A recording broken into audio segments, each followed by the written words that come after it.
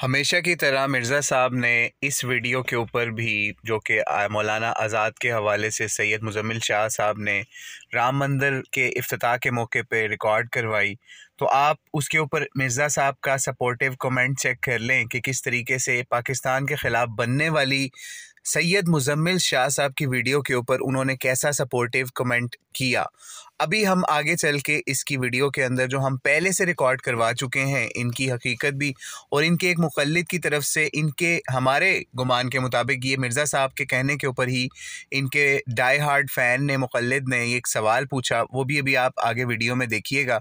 तो आइए वीडियो देखते हैं। वो पूरे के पूरा कंटेंट क्रिएट करके इस्लाम के मुखालिफ बात की जाती है। इस सारे सिनेरियो में अकबर साहब, माविया साहब और जो हमारे सुनने वाले हैं, आप गौर कीजिएगा कि वो पाकिस्तानी सेकुलर और देसी जो तबका है वो बिल्कुल खामोश है, जैसे सांप सूंघ गया उन्हें। तो इसमें अकबर आजाद भाई कहीं ना कहीं हमारा जो देसी सेकुलर तबका है, इसकी भी आप देखें कि कहीं जो चेंज हैं या जो कड़ियां हैं वो इंटरनेशनल स्टैब्लिशमेंट या ऐसी ताकतें जो बाहर से बैठ के पाकिस्तान में जो दीन पे काम कर रहे हैं, जो दीन के हवाले से जो दाइयां काम कर रहे हैं, उनके मुखालिफ जो एजेंडा बनाते हैं, इस देसी लिबरल सेकुलर तबके की तारे की जाके वहां नहीं मिलती अगर हम डॉट्स कनेक्ट करें। जी अकबर भाई, आप अपना जी पॉइंट दें, फिर माविया भाई। जी जी बहुत शुक्रिया, आपने क्वेश्चन पूछा। मैं इस क्वेश्चन के ऊपर ना अभी अभी मेरे जहन में ही ये चीज़ आई, नहीं तो आपको पता है कहीं स्ट्रीम के हवाले से हम लोग कई चीज़ें पहले भी डिस्कस की होती हैं या सोची होती हैं, लेकिन अभी अभी एक चीज़ आपको मैं जहन में भी आई और वो मैं आपको भी शो भी करता हूँ स्क्रीन के ऊपर। ये एक देसी लिबरल है पाकिस्तान का, आपको स्क्रीन पे नज़र आ गए? ठीक है, स्क्रीन शो हो रही है आप सबको? तो ये पाकिस्तान के एक देसी लिबरल हैं जो कि जिन्होंने सहाफ़त शुरू की, लेकिन इनका शुगल जो बन गया ना, वो इनका शुगल बन गया दीन को टारगेट करना। ठीक है? इन्होंने क्या किया कि इसी वक़्त जिस वक़्त राम मंदिर का इफ्तिताह हो रहा था ना, या बाबरी मस्जिद की कब्र खोदी गई, तो बजाए इसके कि ये पाकिस्तान के हवाले से या मुसलमानों के हवाले से कोई चीज़ ऐसी शो करता, जो उस केस से रिलेटेड होती या कोई ऐसे मामलात होते जिसमें मुसलमानों की सपोर्ट होती, क्योंकि पाकिस्तान में आप बैठे हुए हो, ठीक है? तो आपको कम से कम पाकिस्तान के नज़रिए का तो ख़्याल करना था ना। लेकिन इस बंदे ने क्या किया, जो पाकिस्तान के अंदर देसी लिबरल बैठा हुआ था, हालाँकि क्योंकि केस जो है वो इंडिया और पाकिस्तान पार्टीशन वाला इस वक़्त पूरी दुनिया के आर्टिकल्स, बीबीसी के मैं आपको आर्टिकल्स के हवाले दे सकता हूँ कि वो ये कहते हैं कि अबुल कलाम आज़ाद रहिमहुल्लाह का और दीगर उन उलमा का केस जो है वो फ्लॉप हो गया या कब्र में जा रहा है, कि जिस वक़्त मुस्लिम हिंदू यूनिटी इस वक़्त नहीं चल सकती, क्योंकि वही जिनाह आइडियोलॉजी जो है वो चल सकती है कि मुसलमानों का अपना लैंड होना चाहिए, या और सुन्नत आइडियोलॉजी चलनी चाहिए कि मुसलमानों का अपना लैंड होना चाहिए, वहाँ उनका अपना निज़ाम होना चाहिए, वो किसी काफिर के साथ नहीं कोएग्जिस्टेंस इस तरीके से कर सकते कि वो इन पे रूल कर रहा हो। तो उस वक़्त सैयद मुज़म्मिल साहब ने क्या कारनामा सर अंजाम दिया, ये उनकी यूट्यूब है, और इन्होंने शो किया जनाब एक दिन पहले, जिस वक़्त मंदिर का इफ्तिताह हो रहा था, उस रात या उसके करीब इन्होंने वीडियो अपलोड कर दी, आज़ाद्स 13 प्रेडिक्शंस, यानी पाकिस्तान विल ब्रेक इनटू 2, यानी मौलाना आज़ाद रहमतुल्लाह की 13 प्रेडिक्शंस पाकिस्तान के हवाले से इन्होंने शो करना शुरू कर दी, और उसके अंदर पाकिस्तान के टुकड़े हुए उसके हवाले से इन्होंने ये बात शुरू कर दी, बांग्लादेश के हवाले से या दीगर हवाला जात के जरिए से। हमने वो पूरी वीडियो तो नहीं देखी, लेकिन आपको सिर्फ एक एक चेहरा मैं आपको दिखा रहा हूं इस वक्त, जो आप अपनी स्क्रीन पर देख रहे हैं कि ये क्या हो रहा है इस वक्त देसी लिबरल्स की तरफ से। यानी उनको इस मामले के ऊपर भी उन्होंने आइडियोलॉजी वो बचानी है जो पाकिस्तान के खिलाफ हो। ठीक है? यानी इस वक़्त मैं आपको एक चीज़ हल्फिया कह रहा हूँ कि इस वक़्त मैं एज़ पाकिस्तानी बात नहीं कर रहा, मैं इस वक़्त एज़ मुस्लिम बात कर रहा हूँ, मुस्लिम आइडेंटिटी के हिसाब से बात कर रहा हूँ। एज़ मैं इंडियन बात नहीं कर रहा, एज़ सऊदी बात नहीं कर रहा, एज़ मुस्लिम बात कर रहा हूँ। मुस्लिम फर्स्ट ये आइडियोलॉजी हमारी है इस वक़्त, ठीक है? और मुस्लिम फर्स्ट की आइडियोलॉजी के ऊपर ही हम इंशाअल्लाह ताला इस दुनिया से जाएँगे। हमें किसी फर्स्ट की ज़रूरत नहीं है, मुस्लिम फर्स्ट की आइडियोलॉजी से इंशाअल्लाह जाएँगे। तो ये मौलाना आज़ाद की जो वो आइडियोलॉजी थी, उसको इन्होंने एंडोर्स करते हुए और पाकिस्तान के टुकड़े करने के हवाले से, वो आइडियोलॉजी उस वक़्त जब मंदिर बन रहा है, उस वक़्त या उसका इफ्तिताह हो रहा है, उस वक़्त ये शो कर रहे हैं। तो ये देसी लिबरल्स की इस वक़्त हालत है कि उनके लिए एक बहुत बड़ा सेटबैक है। यानी कुछ चीज़ें ऐसी होती हैं कि वो ब्लेसिंग इन डिसगाइज़ होती हैं, ठीक है? यानी ये देसी लिबरल्स या सैयद मुज़म्मिल शाह के लिए बहुत बड़ा सेटबैक है कि एक सेकुलर डेमोक्रेसी या सो कॉल्ड डेमोक्रेसी का ये हाल हुआ कि उनका अपना प्रेसिडेंट, पीएम हिंदुओं का रिप्रेजेंटेटिव बन के वहां पे बुद्ध को सजदा कर रहा है।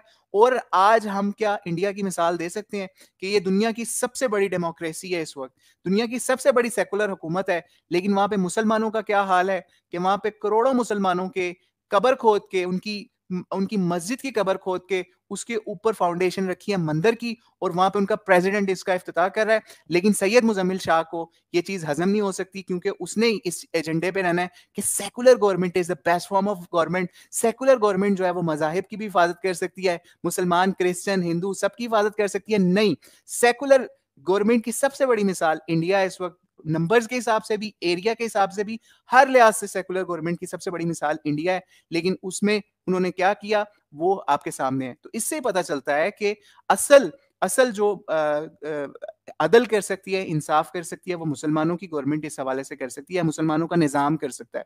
यानी किस तरह कर सकता है कि हम आपके सामने कंपैरिजन रख चुके कि सैयद मुजम्मिल की आइडियोलॉजी कहती है, यानी देसी लिबरल की आइडियोलॉजी, कि सेकुलर मुल्क होना चाहिए। लेकिन यहाँ पे सेकुलर मुल्क का एक चेहरा ये था कि मुसलमान, हजारों मुसलमान शहीद किए गए, मस्जिदें, उनकी सैकड़ों मसाजिद शहीद की गई इन 10-20 सालों के अंदर, प्लस मुसलमानों को मारा गया, काटा गया, और उनका पीएम फिर उसी कब्र के ऊपर फातिहा खानी नहीं करता, बल्कि वो उनके जख्मों पर नमक छिड़कते हुए मंदिर का इफ्तिताह कर देता है। तो आप खुद सोचिए पाकिस्तान के अंदर किस मंदिर को गिरा के मस्जिद वहां पे बनाई गई, कोर्ट की तरफ से या नॉन कोर्ट। और आपको एक बड़ी अफसोसनाक बात अभी सुनाता चलूं कि जिस वक्त फैसले हो रहे थे ना 2020 के अंदर, इनकी इनॉग्रेशन सेरेमनियां हो रही थी और मंदिरों का संगे बुनियाद रखा गया था इंडिया के अंदर, तो इस्लामाबाद के अंदर भी माजरत के साथ संगे बुनियाद मंदिर का रखा जा रहा था उस वक्त, या पिंडी के आसपास। वो कम लोग जानते होंगे कि रियासत मदीना का नारा लग के तो वहां पे मंदिर का भी संगे बुनियाद रखा जा रहा था। लेकिन उन लोगों के वो तमाचा था उन लोगों के मुंह पे जो ये समझते थे कि सेकुलर गवर्नमेंट ही सिर्फ जो है वो मंदिर बना सकती है। नहीं, मुसलमान गवर्नमेंट्स भी मंदिरों को सपोर्ट, उन्होंने बाकायदा स्पेशल फंड्स अनाउंस कर दिए इनकी गवर्नमेंट ने।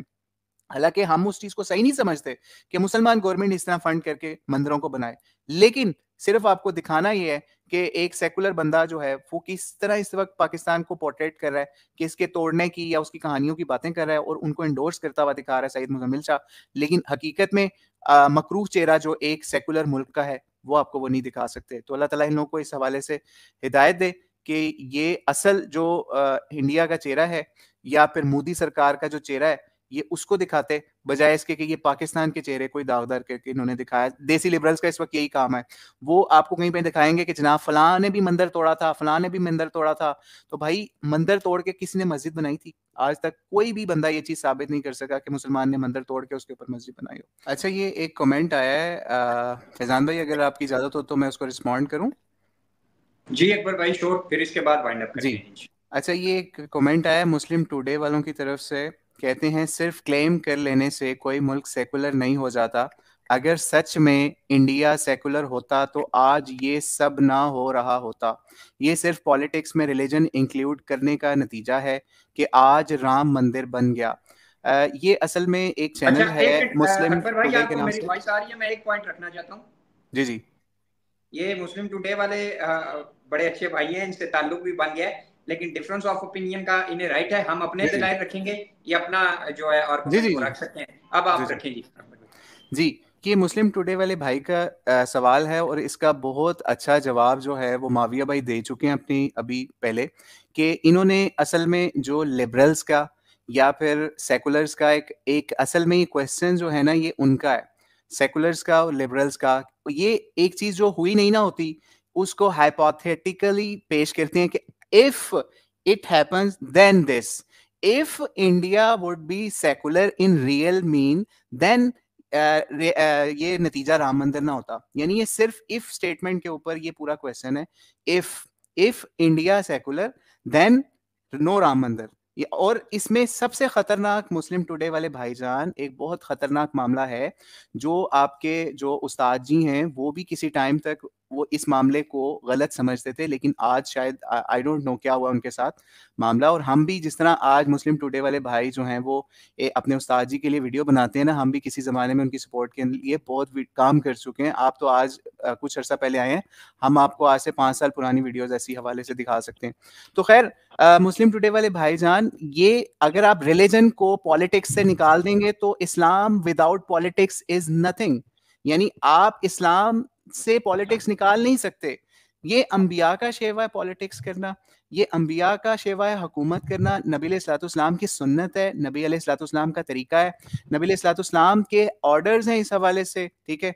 और ये हद आप कैसे कायम कर सकते हैं? इस्लाम, हुकूमत के बगैर इस्लाम किसी चीज का नाम नहीं, बाय गॉड कुरान किसी चीज का नाम नहीं। आप कैसे किसी चोर के हाथ काट सकते हैं अगर आपके पास हुकूमत नहीं है? आप कैसे किसी सूद खत्म कर सकते हैं? आपके पास हुकूमत नहीं है। आप कैसे बुतों को तोड़ सकते हैं? आपके पास हुकूमत नहीं है। आप कैसे माशरे के अंदर से जिना खत्म कर सकते हैं, फहाशी के अड्डे खत्म कर सकते हैं? हाउ इज इट पॉसिबल कि आप ये काम कर लें? मतलब अफसोस होता है ऐसे मुसलमानों के कमेंट्स देख के जो कहते हैं कि ये सिर्फ पॉलिटिक्स में रिलीजन इंक्लूड करने का नतीजा है। विदाउट रिलीजन कोई पॉलिटिक्स एग्जिस्ट नहीं करती। अगर इंडिया के अंदर हिंदू पॉलिटिक्स के अंदर अपना हिंदुइज्म इंक्लूड कर रहे हैं तो ये उनका राइट है, उन्होंने ये करना ही करना है, आप जो मर्जी कर लें।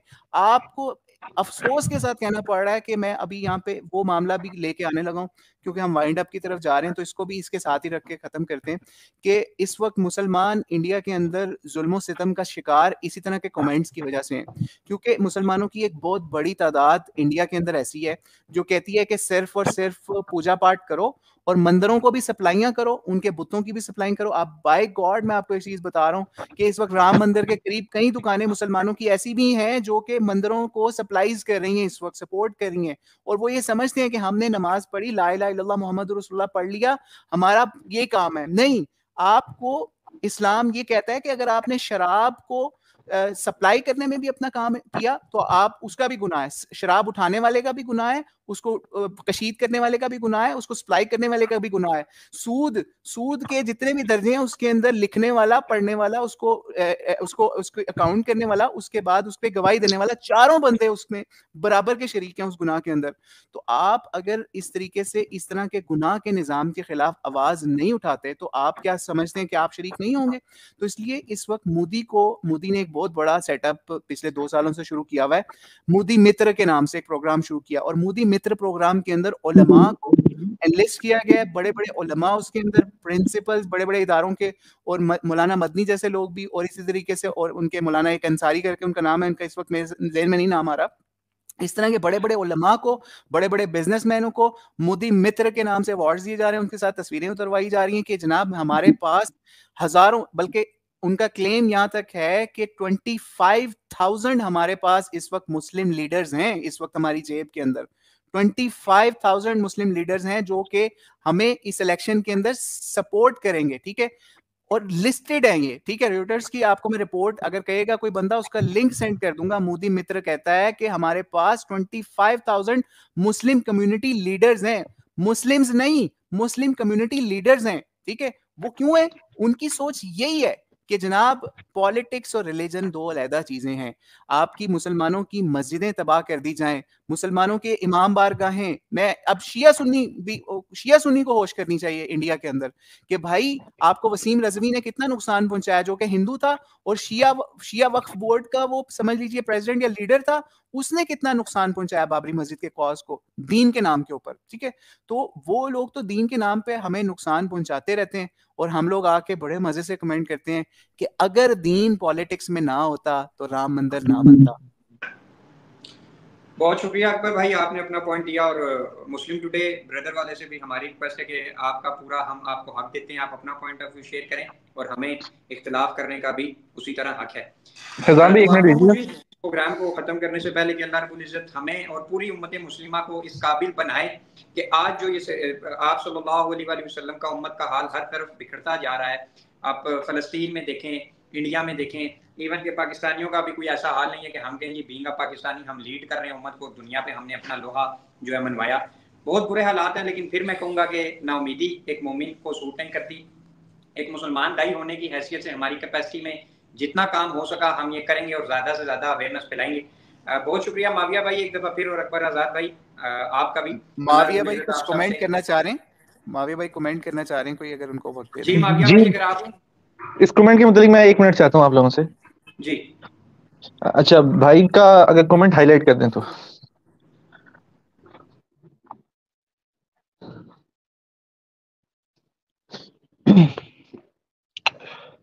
अच्छा, भाई कहते हैं कि सेकुलरिज्म नहीं था तो ये वजह थी।